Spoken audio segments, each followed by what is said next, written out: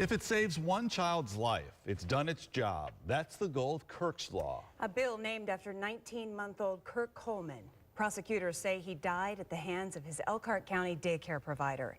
That bill unanimously passed a Senate committee today. Now, lawmakers are calling for a registry of convicted child abusers. WSBT 22 Suzanne Spencer was the only local TV reporter at today's hearing.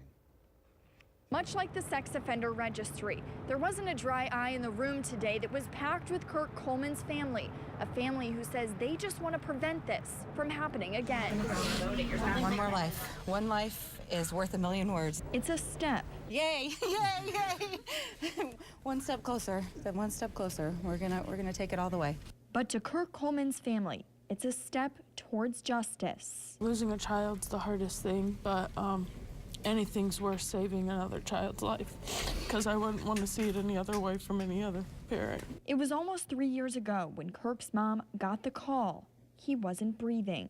Jackie Rolston, his daycare provider, said he choked on something, but the pathologist said that wasn't the case. We found out that this daycare provider who we had chose, who had been a friend, had known the family for years, had a previous charge.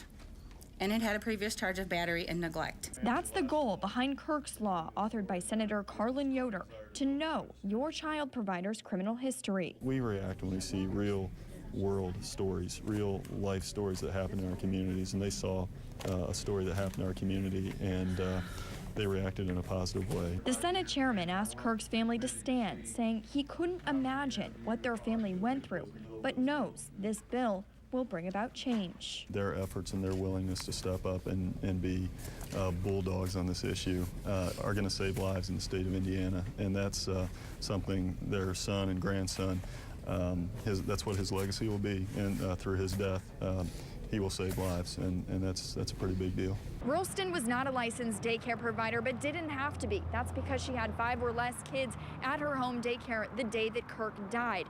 However, licensed daycare providers do undergo criminal background checks. Rolston will be in front of a judge next week for this case. Now, some senators and also an Indiana State police officer who testified today had some concerns about Kirk's Law. Hear what those are tonight at 6. At the State House in Indianapolis, Suzanne Spencer, WSBT 22 News.